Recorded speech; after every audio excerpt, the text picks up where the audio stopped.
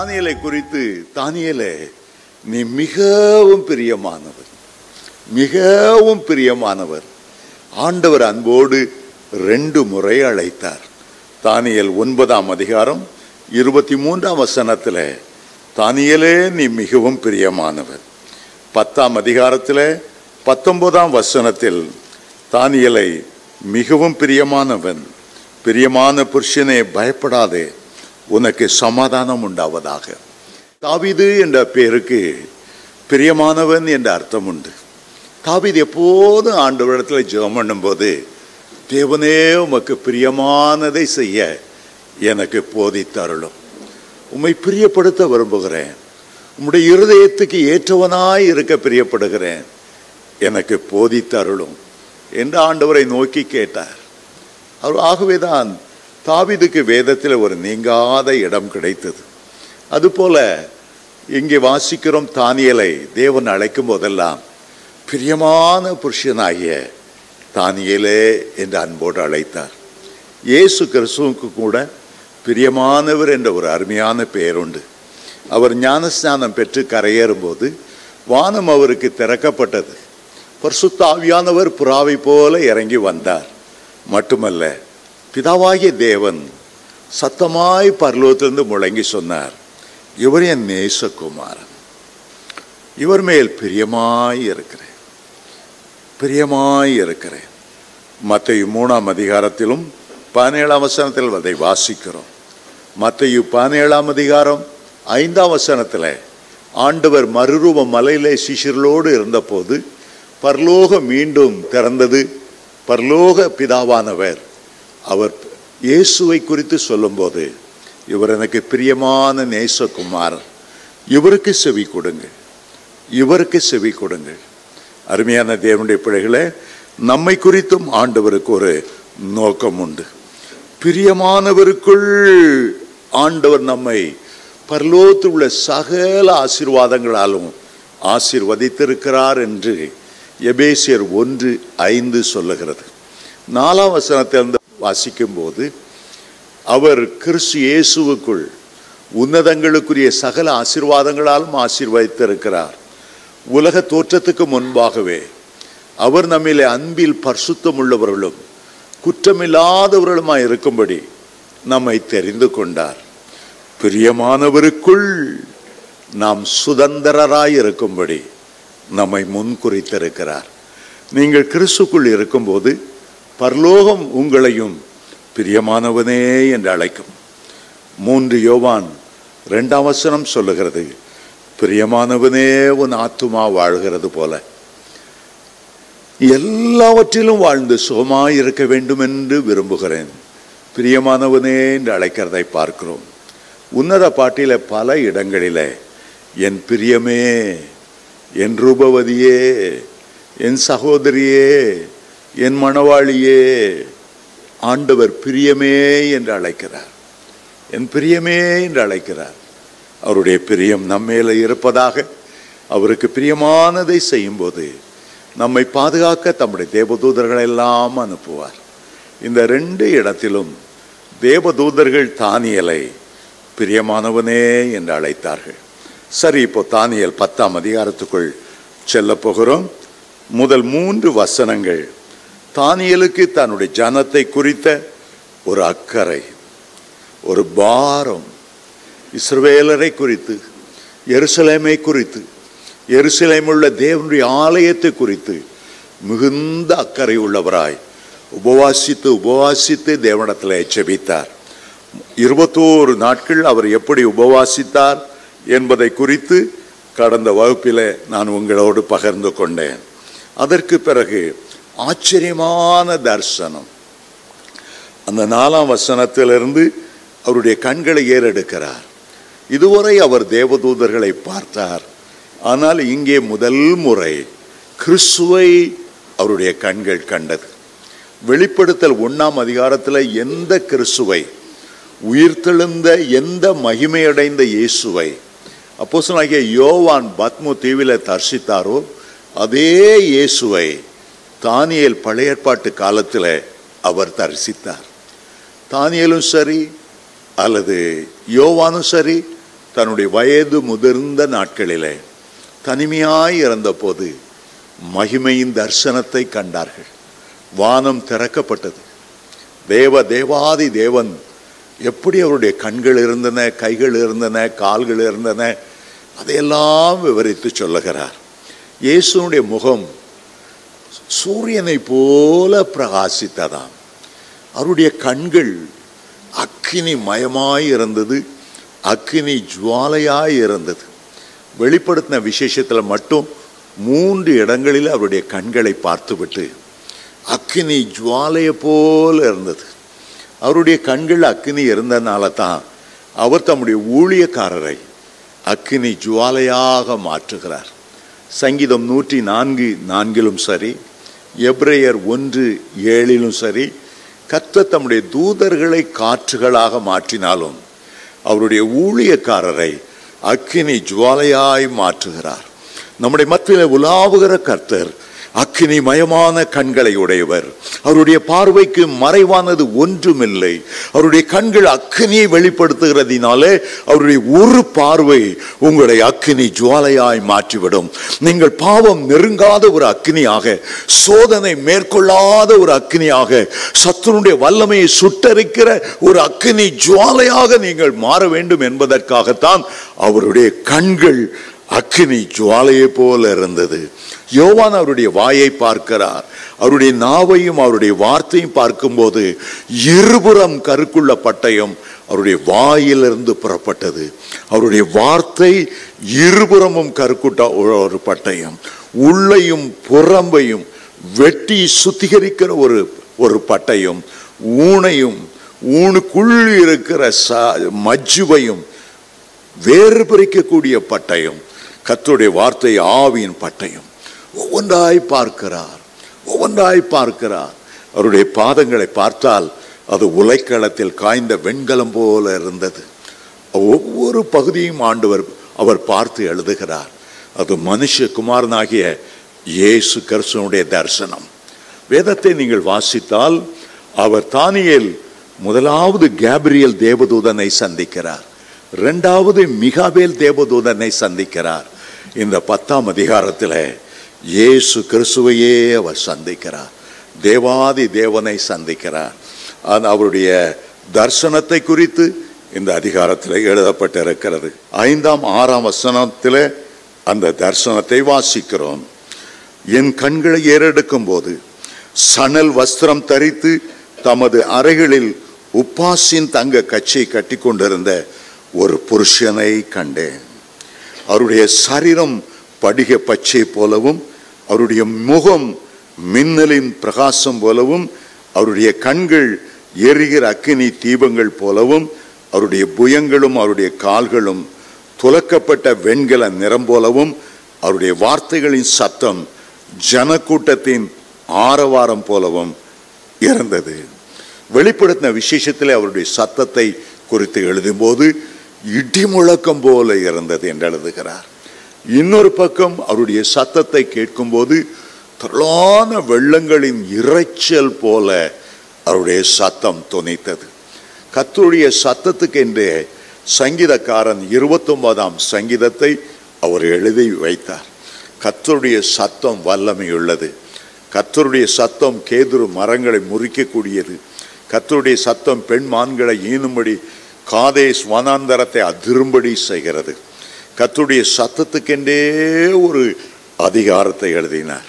நீங்கள் தேவனோடு அவருடைய சத்தத்தை கேட்டு பழகும்போது பிதாவாகிய தேவன் எப்போதும் பெரு முழக்கத்தின் இடி முழக்கம் போல, திரளான தண்ணீர்களின் சத்தத்தை போல அடித்தொண்டையிலே அதரும்படி, ஒரு பயந்து நடுங்கும்படி அவருடைய சத்தம் இருக்கும். ஆனால் இயேசுவின் சத்தத்தை நீங்கள் கேட்கும்போது கூட இருக்கிற ஒரு சகோதரன் போல, மனிதர் பேசுகிற அதே பாசமுள்ள மனதுருக்கமுள்ள குரலில் இயேசு பேசுவார். பரிசுத்தாவியானவர் பேசும்போது மெல்லிய சத்தமாய் நம்முடைய உள்ளத்தின் ஆழத்தில் கணீர் என்று தொனிக்கும். அது அந்த சத்தம் ஒரு ஆனந்த பரவசத்தை உண்டாக்கும். பிதா குமாரன் பரிசுத்தாவியானவராய் இருந்த போதிலும் அவருடைய சத்தம் வித்தியாசப்பட்டது. இந்த சத்தத்தை கேட்கும்போது தானியேல் மட்டும்தான் அங்கே இருந்தார். மற்ற கூட இருந்த ஜனங்கள் எங்கே போனார்களோ, அவருடைய மெய்க்காப்பாளர்கள் எங்கே போனார்களோ தெரியவில்லை. 7ஆம் வசனம், தானியேலாகிய நான் மாத்திரம் அந்த தரிசனத்தை கண்டேன், என்னோடு இருந்த மனுஷரோ அந்த தரிசனத்தை காணவில்லை. அவர்கள் மிகவும் நடுநடுங்கி ஓடி ஒளித்து கொண்டார்கள். சில தரிசனங்களை தம்முடைய பிள்ளைகளுக்காக மாத்திரம் வைக்கிறார். அந்த தரிசன நேரத்தில் அங்கே இருந்தாலும் கூட அந்த தரிசனத்தை அவர்கள் காண முடியவில்லை. சத்தத்தை மட்டும் கேட்டு அவர்கள் பயந்து ஓடிவிட்டார்கள். தமஸ்கு வீதியிலே அப்போஸ்தலனாகிய பவுல் போய்கொண்டிருந்த போது திடீரென்று அவர் மேல் ஒரு வெளிச்சம் வீசினது. ஆண்டவர் பவுலோடு பேச ஆரம்பித்தார். கூட இருந்த ஒருவரும் அந்த சத்தத்தை கேட்கவும் இல்லை, அந்த தரிசனத்தை காணவும் இல்லை. முதலாவது ஆண்டவர், சவுலே சவுலே ஏன் என்னை துன்பப்படுத்துகிறாய், அந்த வார்த்தையோடு தன்னுடைய பேச்சை ஆரம்பித்தார். முள்ளில் உதைக்கிறது உனக்குத்தான் கடிதம், முள்ளில் உதைக்கிறது உனக்குத்தான் கடிதம். அந்த வெளிச்சம் அவ்வளோ மகிமையாக இருந்தபடியால் 2 கண்களும் பாதிக்கப்பட்ட நிலைமையில அவர் தொப்பென்று கீழே விழுந்தார். ஒரு பாவியால் தேவ தரிசனத்தை பார்த்து, தேவனை முகாமுகமாய் பார்த்து உயிரோடு இருக்க முடியாது. அந்த மகிமை பெரிய மகிமை. மோசே பார்த்து சொன்னார், என் முகத்தை பார்த்து யாரும் உயிரோடு இருக்க முடியாது. சூரிய வெளிச்சத்தையே நம்மால் ஒரு 2 நிமிஷத்துக்கு பார்க்க முடியாது. தேவனுடைய மகிமை எப்படி பார்க்க முடியும்? எந்த பாவியாலும் பார்க்க முடியாது. ஆனால் ரட்சிக்கப்பட்ட தேவனுடைய பிள்ளைகள் இயேசுவின் இரத்தத்துக்குள்ளாக இருந்து அவருடைய மகிமையை காண முடியும். கன்மலையின் வெடிப்பிலே தங்கியிருந்து தேவ மகிமையை காண முடியும். ஆண்டவராய் இயேசு வரும்போது 3 வித மகிமையோடு அவர் வருவாராம். முதலாவது பிதாவின் மகிமை பொருந்தினவராய் வருவார். 2வது கிறிஸ்துவனுடைய மகிமையின் பூரணத்தோடு வருவார். 3வது மகிமையின் தேவ தூதர்களோடு வருவார். எப்படி ஒரு பாவியான மனுஷனால் அவருடைய மகிமையை பார்த்து தாக்குப்பிடிக்க முடியும்? ஆகவேதான் வெளிப்படுத்தல் 6ஆம் அதிகாரம் கடைசி வசனத்தில் கிறிஸ்து மகிமையோடு வெளிப்படும் போது உலகத்தில் உள்ள பாவிகள், ராஜாக்கள், அதிகாரிகள் அவர்களெல்லாம் கன்மலையே குன்றுகளே எங்கள் மேலே விழுந்து மூடிக்கொள்ளுங்கள், இதோ ஆட்டுக்குட்டியானவருடைய கோபாக்கினை நாள் வந்தது, யார் நிலைத்து நிற்க முடியும் என்று அவர்களெல்லாம் கதறினார்களாம். அருமையான தேவனுடைய பிள்ளைகளே, யார் யார் அந்த கன்மலையாகிய இயேசுவின் வெடிப்புக்குள்ளே, வெடிப்பாகி அவருடைய காயங்களுக்குள்ளே, வெடிப்பிலிருந்து வருகிற அவருடைய இரத்தத்துக்குள்ளே மறைந்திருக்கிறவர்கள் தான் கிறிஸ்துவனுடைய மகிமையான வருகையில் அவரை முகமுகமாய் சந்திக்க முடியும். அவர்கள் மாத்திரம்தான் அந்த தரிசனத்தை காண முடியும். பாருங்கள், இதெக்கேல் என்ற ஆற்றங்கரையில் தானியேல் ஜெபிக்க போகும்போது அந்த 21 நாள் உபவாசத்தின் போது பலரை கூட்டிக் கொண்டு வட்டமாக உட்கார்ந்து அவர்கள் ஜெபித்திருக்கக்கூடும். ஆனால் இந்த தரிசனம் கண்டபோது அவர்களெல்லாம் பயந்து ஓடிவிட்டார்கள். தனிமையாய் தானியேல் மட்டுமே அந்த தரிசனத்தை கண்டார். நமக்கு கிடைத்திருக்கிற ஒரு பெரிய பாக்கியம், கர்த்தருடைய முகத்தை முகாமுகமாய் பார்த்து ஆமேன் கர்த்தராய் இயேசுவே வாரும் என்று அழைத்து அந்த மகிமை நோக்கி நாம் எதிர்கொண்டு போகும்போது நம்முடைய சரீரம் கூட, இந்த மண்ணான சரீரம் விண்ணவருடைய சாயலை தரித்து இந்த சரீரம் மகிமையின் மேல் மகிமை அடைந்து மறுரூபமாகும். அப்போதுதான் பரலோகத்தின் முழு மகிமையும், அது எப்படி ஒரு மகிமையான தேசம், எப்படி மகிமையான தேவதூதர்கள், மகிமையான துதி ஆராதனை. பரலோகத்திலே சூரியனும் சந்திரனும் வெளிச்சம் கொடுக்க தேவையில்லை. கிறிஸ்துவனுடைய முகமே முழு பரலோகத்தையும் பிரகாசிப்பித்தது. தானியேல் அந்த மகிமையை கண்டார். மீண்டும் நான் வாசிக்கிறேன். தானியேல் 10ஆம் அதிகாரம் 7ஆம் வசனம். தானியேலாகிய நான் மாத்திரம் அந்த தரிசனத்தை கண்டேன், என்னோடு இருந்த மனுஷரோ அந்த தரிசனத்தை காணவில்லை. அவர்கள் மிகவும் நடுங்கி ஓடி ஒளித்து கொண்டார்கள். 8ஆம் வசனம். நான் தனித்து விடப்பட்டு அந்த பெரிய தரிசனத்தை கண்டேன். என் பலனெல்லாம் போயிற்று, என் உருவம் மாறி வாடி போயிற்று, திடனற்று போனேன். தேவனுடைய தரிசனத்தை ஒரு மனுஷன் பார்க்கும்போது அந்த தரிசனம் அவ்வளவு உக்கிரமாய் அவ்வளவு மகிமையாய் இருக்கிறனால இந்த சின்ன கண்களும் இந்த சின்ன சரீரமும் அதை தாங்கிக் கொள்ள முடியாமல் போயிற்று. அநேக பரிசுத்தவான்கள் ஆவின் வெளிப்பாடுகளை பெறும்போது சில மாதங்கள் அப்படியே மெய்மறந்து உணர்விழந்து கிடந்திருக்கிறதை கண்டேன். சிலர் ஆவிக்குள்ளாகும் போது இந்த சரீரம் அப்படியே செத்த சரீரத்தை போல கீழே விழுந்து விடுகிறது. அவர்கள் ஆவிக்குள்ளாகி அந்த தரிசனத்தை காணும்போது தான் அதை தாக்கு பிடிக்க, தேவனுடைய மகிமையில நின்று பிடிக்க அவர்களால் முடியும். பவுல் அப்போஸ்தலன் தன்னுடைய மகிமையான வெளிப்பாடுகள் எல்லாம் சொல்லிவிட்டு, இதனால் நான் பலவீனப்பட்டு சோர்ந்து போனேன் என்று எழுதுகிறார்கள். அப்படித்தான் குறிப்பிடுகிறார்கள். பக்தனாகிய யோபு 19ஆம் அதிகாரத்திலே ஆண்டவருடைய தரிசனத்தை கண்டார். சந்தோஷமாய் குதூகலமாய் சொன்னார், என் மீட்பர் உயிரோடு இருக்கிறார் என்றும் கடைசி நாளில் அவர் பூமியின் மேல் நிற்பார் என்றும் நான் அறிந்திருக்கிறேன். என் தோல் முதலானவள் அழிய போன பின்பு நான் என் மாம்சத்திலிருந்து என் தேவனை பார்ப்பேன், அவரை நானே பார்ப்பேன், அந்நிய கண்கள் அல்ல, என் கண்களே அவரை காணும். இந்த வாஞ்சையால் என் உள்ளம் திரியங்கள் எனக்குள் சோர்ந்து போகிறது. என்ன வார்த்தை எழுதுகிறார்! அது பரவசமாய் இருந்த தரிசனம்.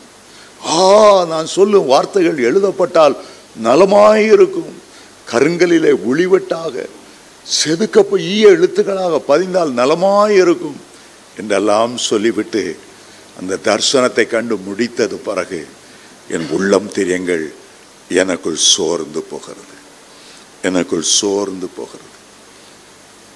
அப்படித்தான் தானியேலுக்கும் சோர்ந்து போயிற்று. 9ஆம் வசனம், அவருடைய வார்த்தைகளின் சத்தத்தை கேட்டேன். அவருடைய வார்த்தைகளின் சத்தத்தை நான் கேட்கும்போது நான் முகம் கவிழ்ந்து நித்திரை போகிறவனாய் தரையிலே முகங்குப்புற விழுந்து கிடந்தேன். அவருக்கு தெரிந்ததெல்லாம் நாம் தேவனுடைய பிரசன்னத்தில் இருக்கிறோம். முகங்குப்புற விழுந்து அவரை பணிந்து கொள்வது போல அவ்வளவு அந்த சரீரத்தில் ஒரு தாக்கம் உண்டாகியிருந்தபடியால் நான் நித்திரை போகிறவனாய் தரையிலே முகங்குப்புற விழுந்து கிடந்தேன். 10ஆம் வசனம், இதோ ஒருவன் கை என்னை தொட்டு என் முழங்கால்களையும் என் உள்ள கைகளையும் தரையிலே ஊன்றி இருக்க என்னை தூக்கி வைத்தது. அவன் என்னை நோக்கி, பிரியமான புருஷனாகிய தானியேலே, நான் இப்பொழுது உன்னிடத்தில் அனுப்பப்பட்டு வந்தேன். ஆதலால் நான் உனக்கு சொல்லும் வார்த்தைகளின் பேரில் நீ கவனமாய் இருந்து காலூன்றி நில் என்றான். இந்த வார்த்தைகளை அவன் என்னிடத்தில் சொல்லுகையில் நடுக்கத்தோடு எழுந்து நின்றேன். அந்த தூதன், இங்கே வருகிற தூதன் கேப்ரியல் தூதனை பற்றி அவர் சொல்லுகிறார். கேப்ரியல் தூதன் தேவனுடைய செய்திகளை பூமிக்கு கொண்டு வருகிற தேவன்.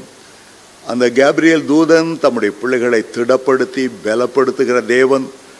அவர்களுக்கு என்ன உணர்த்த வேண்டுமோ அதை கர்த்தரால் அனுப்பப்பட்டு உணர்த்துகிற ஒரு தேவன். தானியேலுக்கு தேவதூதன் 3 முறை தரிசனமானார். 3 முறை தானியேலுக்கு தரிசனமானார். தானியேல் 8ஆம் அதிகாரம் 18ஆம் வசனத்தில் முதல் முறை தரிசனமானார். தானியேல் 9:21 2வது முறை தரிசனமானார்.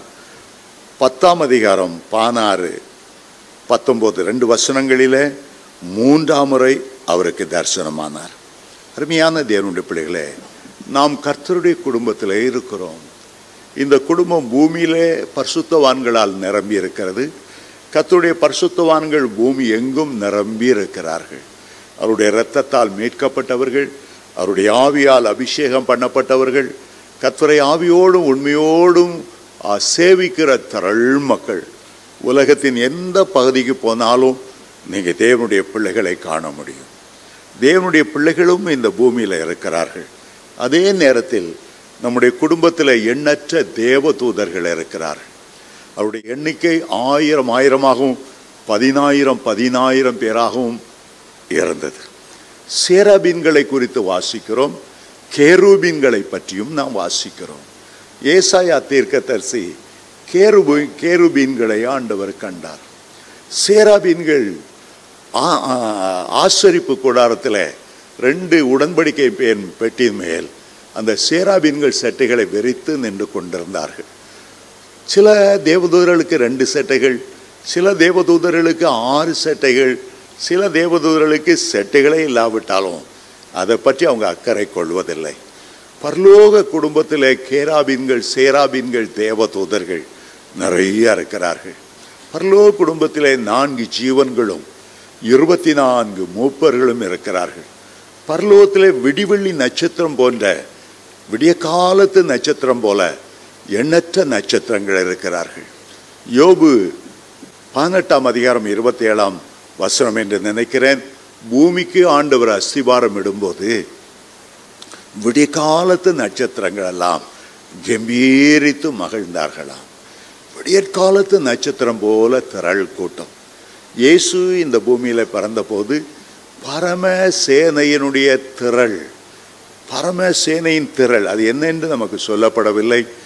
சிலர் அவர்கள் தேவதூதர்கள், ஆனால் வேதத்தில் பரமசேனையின் திரள் கூடி உன்னதத்தில் இருக்கிற தேவனுக்கு மகிமையும் பூமியிலே சமாதானமும் மனுஷர் மேல் பிரியமும் உண்டாவதாக என்று சொல்லி ஆண்டவரை துதித்து மகிழ்ந்தார்கள். அப்படிப்பட்ட திரளான தேவதூதர்கள் இருக்கிற, திரளான நட்சத்திரங்கள் சூழ்ந்து இருக்கிறது போல நம்மை சூழ்ந்து இருக்கிறார்கள். ஒவ்வொரு தேவதூதனும் பலத்த வல்லமையுடையவன். கர்த்தருடைய வார்த்தையின்படி சேர்த்து அதன்படி செய்கிற பலத்த சௌரியவான்களாகிய தூதர்களை அவரை துதியுங்கள் என்று 103ஆம் சங்கீதம் இறுதியிலே தாவீது எழுதுகிறார். அசிரியரின் ராஜா இஸ்ரவேலருக்கு விரோதமாய் படையெடுத்து பயமுறுத்துகிற நிருபத்தை எழுதின போது உடனே ஆண்டவர் ஒரு தூதனுக்கு கட்டளையிட்டாராம். ஒரு தூதன் கீழே இறங்கி வந்தான், அசிரியருடைய பாளையத்துக்குள்ளே பூந்தான், 1,85,000 பேரை ஒரே வினாடியில் சங்கரித்து விட்டு போய்விட்டான். அவருடைய தூதர்கள் அவ்வளவு பலத்த சௌரியவான்களாகிய தேவதூதர்கள். அதே நேரம் எபிரேயர் 1:14 வாசிக்கும் போது அவர்களெல்லாம் ஆண்டவர் நமக்கு பணிவிடை ஆவிகளாக கொடுத்திருக்கிறார், நமக்கு வேலைக்காரர்களை போல கொடுத்திருக்கிறார். நம்ம ஆண்டவரிடத்தில் கேட்கும்போது ஆண்டவர் தம்முடைய தூதர்களை அனுப்புவார். 91ஆம் சங்கீதத்தில் வாசிக்கிறோம், பொல்லாப்பு உனக்கு நேரிடாது, வாதை உன் கூடாரத்தை அணுகாது, உன்னை காக்கும்படி கர்த்தர் தம்முடைய தேவ தூதர்களுக்கு கட்டளையிடுவார். தேவ தூதர்களுக்கு கட்டளையிடுவார். சங்கீதம் 34 கூட நாம் அதை குறித்து வாசிக்கிறோம். கர்த்தர் தம்முடைய தூதர்களை அனுப்பி அவருடைய பிள்ளைகளை சூழ பாளையம் இறங்குகிறார். எத்தனை அருமையான காரியம்! ஆதியாகமம் 32ஆம் அதிகாரத்தில் யாக்கோபு பயணம் போகும்போது சேனை சேனையான தேவதூதர்களை கண்டார். அவருக்கு பெரிய சந்தோஷம். நம்ம தனிமையானவனாய் பிரயாணம் போகிறோம், தகப்பன் வீட்டு தாய் விட்டு தனியாய் போகிறோம் என்று எண்ணிக்கொண்டிருந்தவர் சேனை சேனையாக தூதர்களை கண்டவுடனே அந்த இடத்துக்கு மக்னாயீம் என்ற பெயரிட்டார். மக்னாயீம் என்ற பெயருக்கு கர்த்தருடைய சேனை என்ற அர்த்தம். அருமையான தேவனுடைய பிள்ளைகளே, ஒருபோதும் நீங்கள் தனியாய் இருப்பதில்லை. கர்த்தர் உங்களோடு இருக்கிறார், தேவ தூதர்கள் உங்களோடு இருக்கிறார்கள், பரமசேனையின் திரள் உங்களோடு இருக்கிறது. ஒரு பெரிய குடும்பத்தில் ராஜாதி ராஜாவுக்கு நீங்கள் மணவாட்டியாய் தெரிந்தெடுக்கப்பட்டிருக்கிறீர்கள். அவருடைய சுய ரத்தத்தினாலே உங்களை அவர் தமக்கென்று சம்பாதித்து கொண்டார். உங்களுக்கு தேவ தூதர்களை ஆண்டவர் கட்டளையிடுகிறார். இயேசு 40 நாட்கள் வனாந்தரத்தில் இரவும் பகலும் உபவாசித்து ஜெபித்தார். 40 நாட்கள் முடிந்தது. ஒரு பக்கம் அவர் சாத்தானுடைய சோதனைகளை முறியடித்தார். அதுக்கு அடுத்ததாக வசனத்தில் வாசிக்கிறோம், அப்பொழுது தேவ தூதர்கள் வந்து அவருக்கு பணிவிடை செய்தார்கள். இயேசு கிறிஸ்து 40 நாட்கள் உபவாசம், தேவ தூதர்கள் இறங்கி வந்து அவருக்கு பணிவிடை செய்தார்களாம். அதுபோல அவர் கெத்சேமனே தோட்டத்தில் ஜெபித்து கொண்டிருந்தார். வாக்கு கடங்காத பெருமூச்சுகளோடு ஜெபித்து ஜெபித்து ஜெபித்து வேதம் சொல்லுகிறது, லூக்கா 22:43 தேவ தூதர்கள் வந்து அவருக்கு பணிவிடை செய்தார்கள். தேவதூதன் வந்து அவரை திடப்படுத்தினான். இன்னும் ஊக்கமாய் ஜெபிப்பதற்கு அவன் திடப்படுத்தினான். அருமையான தேவனுடைய பிள்ளைகளே, அதுபோலதான் இந்த நாம் வாசிக்கிறோம். இங்கே தேவதூதனை கர்த்தர் அனுப்பினார். தேவதூதன் வந்து அவருக்கு பணிவிடை செய்தான். 10ஆம் அதிகாரத்துக்கு வந்து மறுபடியும் வாருங்கள். இதோ ஒருவன் கை என்னை தொட்டு என் முழங்கால்களும் என் உள்ளங்கைகளும் தரையில ஊன்றி இருக்க என்னை தூக்கி வைத்தது. அவன் என்னை நோக்கி, பிரியமான புருஷனாகிய தானியேலே, நான் இப்பொழுது உன்னிடத்தில் அனுப்பப்பட்டு வந்தேன். ஆதலால் நான் உனக்கு சொல்லும் வார்த்தைகளின் பேரில் நீ கவனமாயிருந்து காலூன்றி நில் என்றான். இந்த வார்த்தைகளை அவன் என்னிடத்தில் சொல்லுகையில் நடுக்கத்தோடே நின்றேன். அப்பொழுது அவன் என்னை நோக்கி, தானியேலே, பயப்படாதே. இந்த 3 இடங்களிலே தேவதூதன் அவனை பார்த்து சொன்ன வார்த்தை பயப்படாதே, பயப்படாதே. வேதம் முழுவதிலும் சில வேத பண்டிதர்கள் சொல்லுகிறார்கள் 366 முறை பயப்படாதே என்ற வார்த்தை வருகிறது. ஒரு வருஷத்துக்கு 365 நாட்கள் தான். ஆனால் ஒருவேளை லீப் வருஷத்தில் அந்த பிப்ரவரி 29ஆம் தேதியில் அவன் பயந்து விடக்கூடாதுன்னு சொல்லி 365 முறை அல்ல, 366 முறை ஆண்டவர் பயப்படாதே என்று சொல்லுகிறார். யாக்கோபு என்னும் சிறுபூச்சியே பயப்படாதே, ஆபிரகாமே பயப்படாதே, நான் உனக்கு கேடகமும் மகா பெரிய பலனுமாய் இருக்கிறேன். இன்றைக்கும் கூட காலையில் வாக்குத்தத்தம் கொடுக்கும்போது பயப்படாதே, உன் தேவனாகிய கர்த்தராகி நான் உன்னுடைய வலது கையை பிடித்து பயப்படாதே, நான் உனக்கு துணை நிற்கிறேன். ஏசாயா 41:13 வசனத்தை இன்றைக்கு மார்னிங் நம்ம காலை வாக்குத்தத்த கூட்டத்திலே அதை பெற்றுக்கொண்டோம்.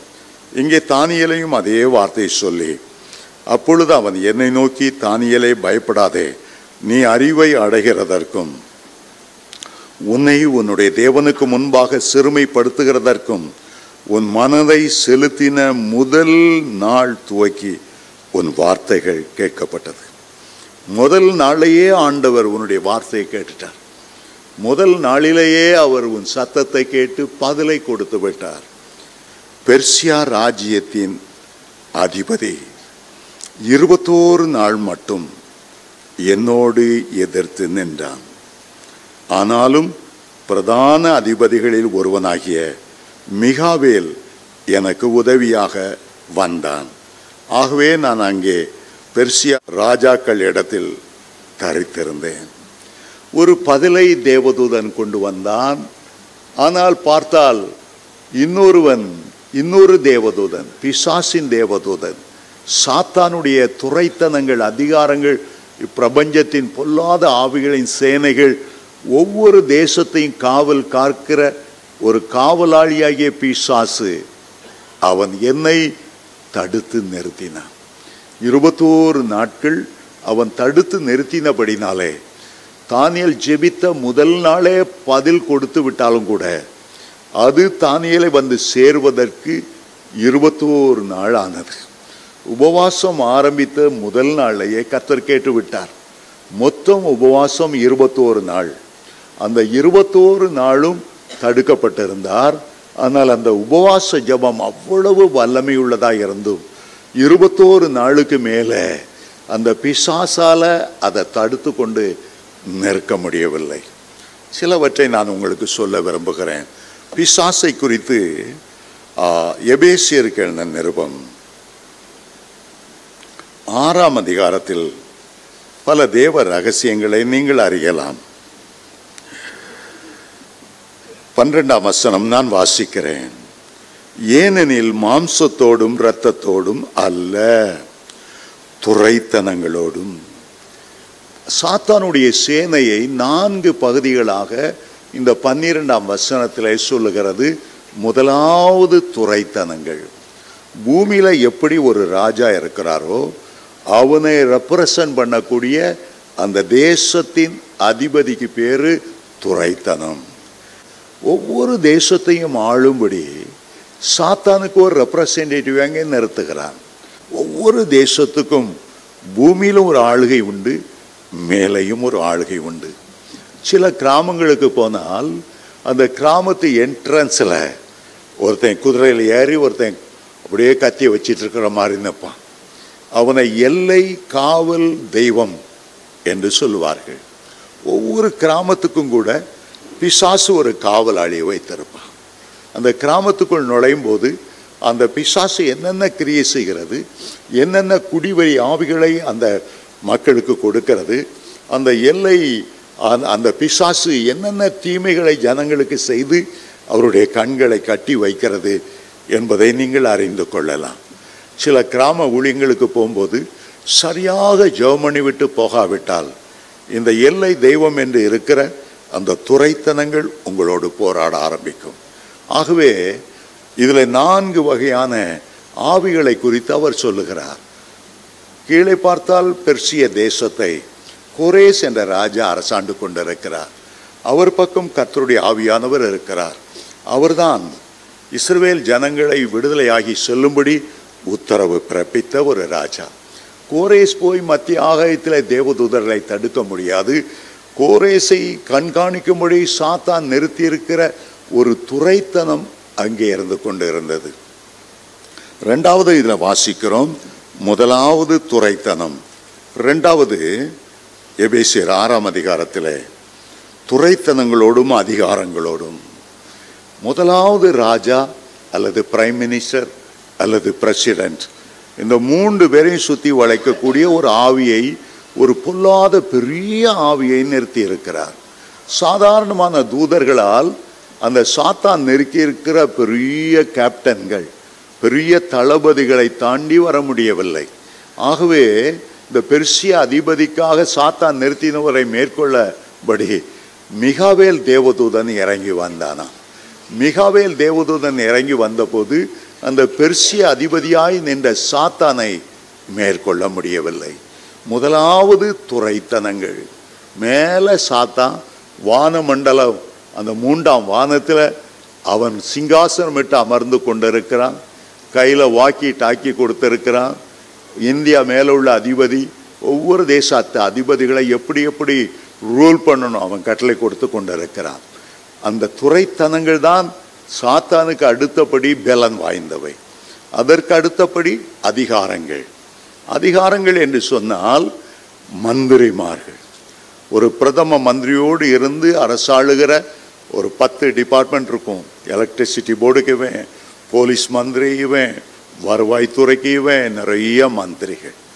மந்திரிகள் மட்டுமல்ல, அந்த மந்திரிகளுக்கு உதவி செய்கிற அவ்வளவு IAS ஆஃபீஸர்ஸ், அவ்வளவு கலெக்டர்கள் போன்ற, கவர்னர் போன்ற அவர்களெல்லாம் அதிகாரத்தில் உள்ளவர்கள். 2வது மட்டும் இந்த அதிகாரிகளை கவர் பண்ணி நின்று கொண்டிருக்கிற சாத்தானுடைய கிரியைகள், துரைத்தனங்கள், அதிகாரங்கள். 3வது அந்தகார லோகாதிபதிகள். அந்தகாரம் என்றால் இருள் என்ற அர்த்தம். ஜனங்களுடைய உள்ளத்தில் ஒரு இருளை கொடுத்து தேவனை அறிய விடாதபடி தடுக்கிற சில ஆவிகள். 2 கொரிந்தியர் 4:4 இப்பிரபஞ்சத்தின் லோகாதிபதியானவன் அவருடைய மனக்கண்களை குருடாக்கினான். எதற்காக? தேவனுடைய மகிமை சாயலாய் இருக்கிற அந்த சுவிசேஷம் மனுஷருடைய இருதயத்துக்குள் ஊடுருவி செல்லக்கூடாது என்பதற்காக, தடுப்பதற்காக.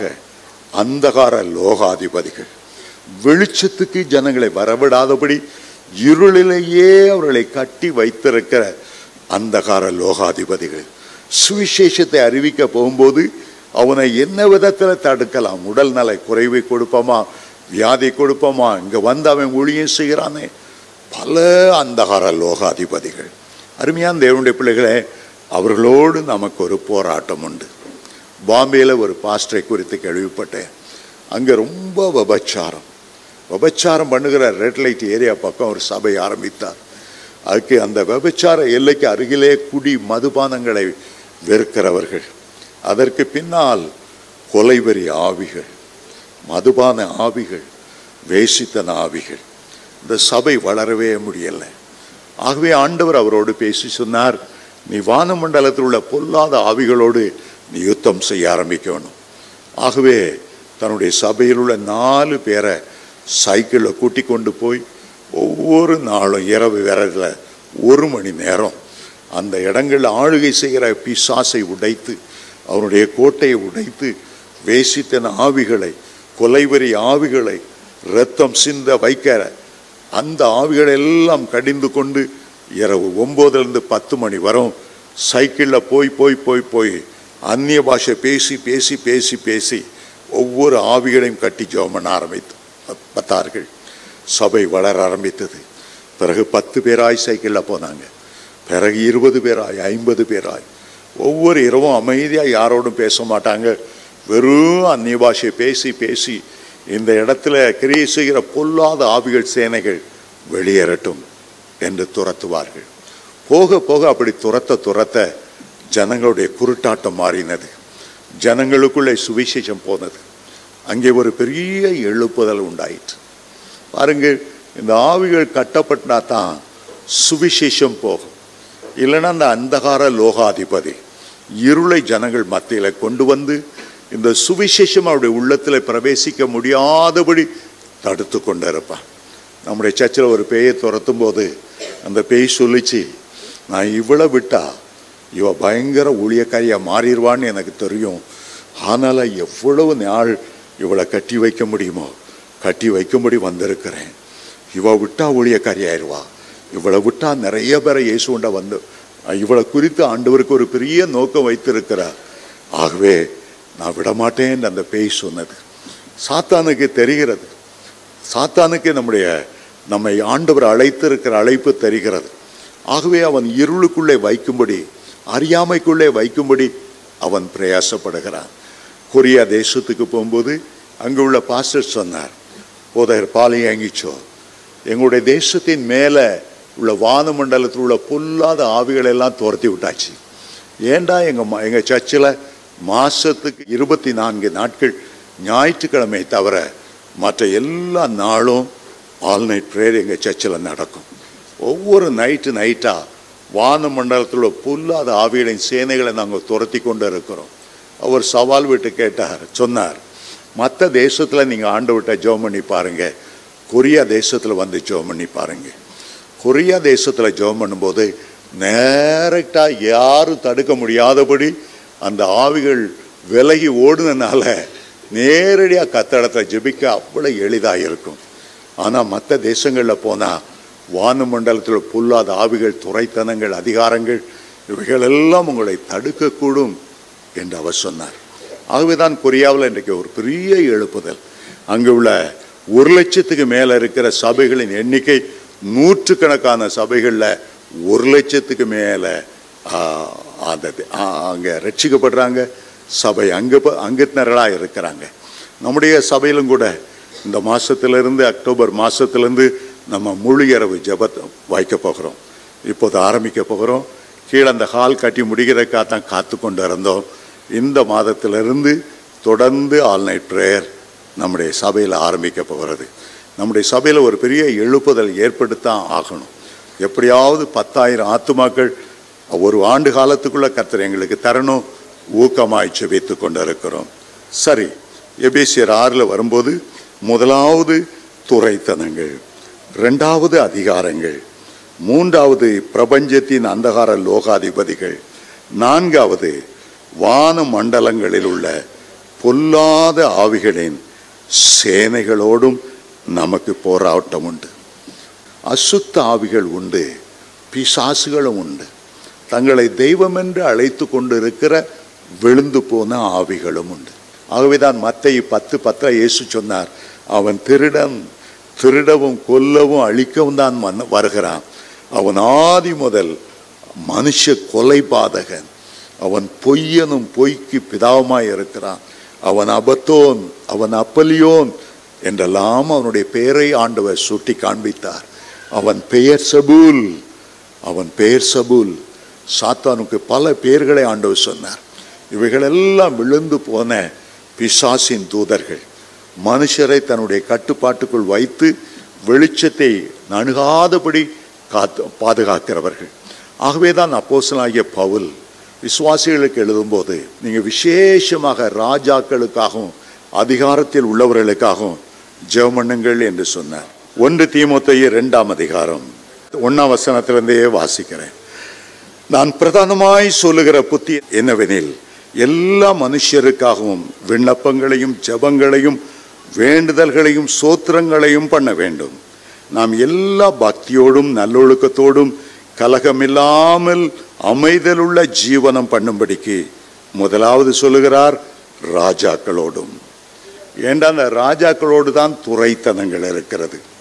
அடுத்ததாக சொல்லுகிறார், அதிகாரமுள்ள யாவருக்கும். துரைத்தனங்களுக்கு பிறகு சாத்தான் பக்கத்தில் நிற்கிற அதிகாரங்கள். ஆகவே அப்படி செய்ய வேண்டும் என்று அவர் எழுதுகிறார்.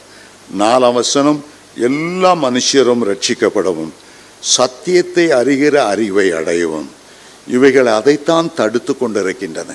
இந்த பொல்லாத ஆவிகளின் சேனைகள் தடுத்து கொண்டிருக்கிறபடியால் நம்முடைய போராட்டம் அவைகளோடு இருக்கிறது. அருமையான தேவனுடைய பிள்ளைகளே, இந்த ஆவிகள் தான் அந்த ஆகாய மண்டலத்தில் இருந்து கொண்டு கிரியை செய்து கொண்டிருக்கிறது. நீங்கள் ஆதிகளை பார்க்கும்போது இந்த ஆவிகள் மத்திய ஆகாயத்தில் இருந்தல்ல, ஒரு காலத்தில் லூசிஃபரும் அவனுடைய சேனைகளும் விழுகிறதற்கு முன்பாக பரலோகத்திலே குடியிருந்தவர்கள், கர்த்தரை ஆராதிக்கும்படி தெரிந்து கொள்ளப்பட்டவர்கள், வாத்திய கீத வசனங்களை இசைக்கும்படி தெரிந்து கொள்ளப்பட்டவர்கள். ஆனால் அந்த தேவ தூதர்கள் எல்லாம் மேட்டிமை அடைந்து சாத்தானுடைய தலைமையினால் ஒன்று கூடி, நாம் தான் எவ்வளவு காலம் அவரையே ஆராதித்து கொண்டிருக்கணும், நம்ம ஆராதிக்கும்படி ஒரு கூட்டம் ஜனங்கள் எங்களுக்கு எவ்வளவு நன்றாயிருந்தால் நன்றாயிருக்கும். ஆகவே ஆண்டவர் பரலோகத்திலிருந்து அவர்களை பூமியில தள்ளினார். அந்த ஆவிகளின் சேனைகள் பூமியில விழுந்தது. அதுக்கு மனுஷன் உண்டாக்கின உடனே கர்த்தர் மேல பழி தீர்ப்பதற்காக அவைகள் மனுஷனோடு போராடி ஆதாம் ஏவாளை வஞ்சித்தது. ஆகவே அதுக்கு பிறகு ஆண்டவர் என்ன சொன்னார், நான் பூமியை மனுஷனுக்கு என்று கொடுத்திருக்கிறேன், நீங்க மனுஷனுக்குள்ள நீங்க வாசம் பண்ணக்கூடாது. 118ஆம் சங்கீதத்தில் பூமியை மனுஷனுக்கு என்று கொடுத்தபடியால் அவைகள் எல்லாம் பரலோகத்தில் இருக்க முடியாதபடி ஆகாய மண்டலத்தில் நிறைய கருப்பியான வவ்வால் போல கருத்த உருவமுடைய பிசாசுகள் வான மண்டலம் முழுவதும் நிரம்பியிருந்து பூமியில மனுஷனை கண்காணித்து கொண்டே இருக்கிறது. பூமியை கண்காணித்து கொண்டே இருக்கிறது. ஒரு நேரம் வரும், அந்த அவர்களெல்லாம் பாதாளத்தில் விழ ஒரு நேரம் உண்டாகும். அதுவரையிலும் நாம் ஜெபிக்கும் போது அந்த யுத்தம் வானத்தில் யுத்தம் உண்டாயிற்று என்று வெளிப்படுத்தல் 12ஆம் அதிகாரம் 7ஆம் வசனத்தில் வாசிக்கிறோம். நாம் பூமியில ஒரு மனமாய் ஜெபிக்க ஆரம்பிக்கும் போது, சபையாக கூடி உபவாசித்து ஜெபிக்கும் போது, மிகாவேல் தேவதூதனும் பரிசுத்த தேவதூதர்களும் இறங்கி வருகிறார்கள். உங்களுக்கு விரோதமாய் இருக்கிற கட்டுகளை உடைக்கும்படி வானத்தில் அந்த யுத்தம் உண்டாயிற்று என்று வெளிப்படுத்தல் 12:7ஆம் வசனத்தில் வாசித்தால் அந்த யுத்தத்தை பற்றி எழுதியிருக்கிறது. பூமியில நாம் ஜெபிக்கிறோம், இந்த ஜெபம் ஒரு யுத்தம். நாம் இங்கே யுத்தம் செய்யும் போது வான மண்டலத்தில் உள்ள பொல்லாத ஆவிகளின் சேனைகளோடு யுத்தம் பண்ணுவதற்காக மிகாவேல் தேவதூதனும் அவனை சேர்ந்த தூதர்களும் இறங்கி வருகிறார்கள். பழைய ஏற்பாட்டில யாத்ராமம் 17ஆம் அதிகாரத்தை வாசித்தால் கீழே அமலேக்கியோடு ஒரு யுத்தம் நடந்தது. யோசுவா தனக்கென்று வீரர்களை கூட்டிக் கொண்டு அமலேக்கியரோடு யுத்தம் செய்தார். அதே நேரத்தில் வானத்தில் ஒரு யுத்தம் நடந்தது. ஆகவே மோசே தன்னுடைய கோலை பிடித்து கொண்டு ரெவி தீமில் அந்த மலை உச்சியில அந்த கோலை பிடித்து கொண்டே நின்றார். அந்த கோலை பிடித்து உயர்த்துகையில் இங்கே அமலேக்கியர் முறியடிக்கப்பட்டார்கள். அவன் கை தளர்ந்து கீழே விழும்போது அமலேக்கியர் மேற்கொண்டார்கள். உண்மையான யுத்தம் பூமியில நடக்கிறது போல நமக்கு தெரிந்தாலும் உண்மையான யுத்தம் வான மண்டலத்தில் நடக்கிறது. ஆகைதான் மோசே அந்த கோலை பிடித்திருக்கும் போது ஒரு பக்கம் ஆரோனும் மறுபக்கம் ஊர் என்கிறவனும் மோசே கை நெகிழ விடாதபடி பிடித்து கொண்டார்கள். அந்த கை உயர்த்தப்பட்ட இருக்கையில அமலேக்கியர் முறியடிக்கப்பட்டார்கள். அதுபோலதான் யோசுவாவின் புத்தகத்தில் ஆய் பட்டணத்துக்கு விரோதமாக யுத்தம் வந்த போது யோசுவா தன்னுடைய கையை நீட்டிக்கொண்டே ஈட்டியை பிடித்து கொண்டே நின்றார். அவர் முழு நேரம் யுத்தம் நடக்கிற நேரம் இவர் யுத்தம் செய்யவில்லை, ஆனால் உள்ளத்தில் ஜெபம் ஓடிக்கொண்டு இருந்தது. ஈட்டி அந்த ஆயி பட்டணத்துக்கு நேராய் பிடித்து இங்கு உள்ள அந்தகார வல்லமைகள் மேல் எனக்கு ஜெயம் வேண்டும். அந்த கடைசி வரை சாயங்காலம் வர அவர் கை தளர்ந்து போகவில்லை. ஆகவே இஸ்ரவேல் ஜனங்கள் மேற்கொண்டார்கள். அருமையான தேவனுடைய பிள்ளைகளே, உடைய குடும்பத்தில் வெற்றி வேண்டுமா? உடைய சிந்தனையிலே வெற்றி வேண்டுமா? உடைய வார்த்தையிலே வெற்றி வேண்டுமா? வானமண்டலத்திலே கர்த்தர் உங்களுக்காக யுத்தம் செய்யும்படி உபவாசித்து ஜெபியுங்கள். தானியேல் ஜெபித்த போது அவருடைய காரியம் ஜெயமாய் முடிந்தது. இதோடு நான் முடிக்கிறேன். வேண்டுமென்றால் இன்னும் ஒரு சில வார்த்தைகள் மட்டும் அந்த தானியேல் 10ஆம் அதிகாரம் கடைசி பகுதியில் நான், பிரியமான புருஷனே பயப்படாதே, உனக்கு சமாதானம் உண்டாவதாக. 19ஆம் வசனம், இப்படி அவன் என்னோடு பேசுகையில் நான் திடன் கொண்டு என் ஆண்டவன் பேசுவாராக என்னை திடப்படுத்தினீரே. நீங்கள் பரலோக தரிசனத்தை காணும்போதும் சரி, அல்லது உங்கள் ஜெப நேரத்திலும் சரி, நீங்கள் ஜெபம் பண்ணி முடித்த பிறகு சின்ன சாமுவேல் நமக்கு சொன்ன வார்த்தையை கர்த்தாவே சொல்லும், அடியேன் கேட்கிறேன். தானியேல் சொன்ன வார்த்தை, என் ஆண்டவர் பேசுவாராக என்னை திடப்படுத்தினீரே. ஜெபம் பண்ணிட்டு கப கப பகவன் கொட்டினேன், என் பிள்ளை ஆசீர்வாதையும், என் புருஷனுக்கு இப்படி கஷ்டம் எல்லாத்தையும் சொல்லிட்டு ஆண்டவருடைய வார்த்தையை கேட்பதற்கு உங்களுடைய இருதயத்தை செவி சாயுங்க. அந்த சின்ன சாமுவேலை நினைத்து கொள்ளுங்கள். கர்த்தாவே சொல்லும். ஆண்டவர் பேசுகிற ஒரு சந்தர்ப்பம் உண்டு. கவனமாய் கேட்க வேண்டியது நம்முடைய கடமை. தானியேல் என்ன சொன்னார்? என் ஆண்டவர் பேசுவாராக, என் ஆண்டவர் பேசுவாராக, என்னுடைய உள்ளத்தின் ஆழத்தில் பேசுவாராக. உடைய மெல்லிய குரலை நான் கேட்கட்டும். உடைய சத்தத்துக்கு 100க்கு 100 நான் செவி கொடுப்பேன். என்னோடு பேசும் ஆண்டவரே, பேசும் ஆண்டவரே, பேசும் ஆண்டவரே. ஒரு அருமையான பாட்டு உண்டு. பேசும் பேசும் ஜெபம் செய்யும் போது ஆண்டவா பிரியமானதை இப்போ காட்டும் செய்ய ஆயத்தம். கர்த்தர் உங்களை ஆசீர்வதிப்பாராக. எழுந்து நிற்போம். கர்த்தர் நமக்கு வேதத்தின் ரகசியங்களை எல்லாம் போதித்திருக்கிறார். நாம் நடக்க வேண்டிய வழியை நமக்கு சொல்லி இருக்கிறார். ஆவிக்குரிய யுத்தம் எப்படி செய்ய வேண்டும் அதையெல்லாம் நமக்கு வர்ணித்திருக்கிறார். எபேசியர் 6ஆம் அதிகாரத்தில் இரட்சணியம் என்னும் தலைசிராவை, சத்தியம் என்னை கட்சி உங்களுடைய அறையிலே கத்திக்கொள்ளுங்கள், நீதி என்னும் மார்க்கவசத்தை எடுத்துக்கொள்ளுங்கள், விசுவாசம் என்னும் கேடகத்தை கையில ஏந்தி கொள்ளுங்கள், சாத்தான் எகிற அக்கினி ஆஸ்திரங்களை எதிர்த்து நிற்கும்படி வேத வசனம் என்கிற ஆவியின் பட்டயத்தை எடுத்துக்கொள்ளுங்கள்.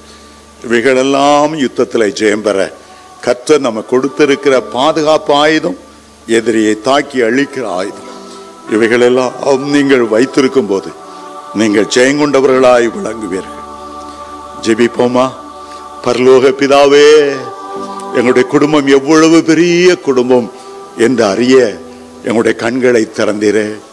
இந்த பூமியிலே நாங்கள் சிலுவை அண்டை வந்து நின்று உம்மை அப்பா என்று அழைக்கும் போது நீங்களோ சியோன் மலை நடத்திற்கும் பரம எருசலேம் நடத்திற்கும் பரலோகத்திலே பேர் எழுதப்பட்டிருக்கிற 1000 10,000 ஜனங்களிடத்திற்கும் தேவ தூதர்களிடத்திற்கும் ஆபேலின் ரத்தம் பேசினதை பார்க்கிலும் மகிமையானவர்களை பேசுகிற இயேசுடைய ரத்தத்துக்கும் வந்து சேர்ந்தீர்கள் என்று சொன்னீரே.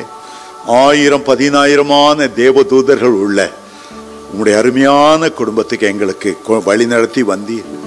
எங்களுக்காக யுத்தம் செய்யும்படி மிகாவேல் தேவதூதனை, எண்ணற்ற தேவதூதரை வைத்திருக்கிறீர். உமக்கு நன்றி. பழைய ஏற்பாட்டிலே தேவதூதர்கள் செய்திகளை கொண்டு வந்தார்கள். ஆனால் புதிய ஏற்பாட்டிலே எங்களுக்குள்ளேயே பரிசுத்த ஆவியானவரை வைத்து நேரடியாக எங்களுடைய ஜெபத்துக்கு நீர் பதில் கொடுக்கிறதற்காக உமக்கு நன்றி செலுத்துகிறோம். உம்முடைய வேத வசனத்தின் மேல் தாகத்தோடு இந்த வார்த்தைகளை கேட்டுக்கொண்டிருந்த ஒவ்வொருவரையும் நீர் ஆசீர்வதிக்கும்படி ஜெபிக்கிறேன். உம்முடைய நாமம் மகிமைப்படட்டும். இயேசுவின் மூலம் பிதாவே, ஆமென்.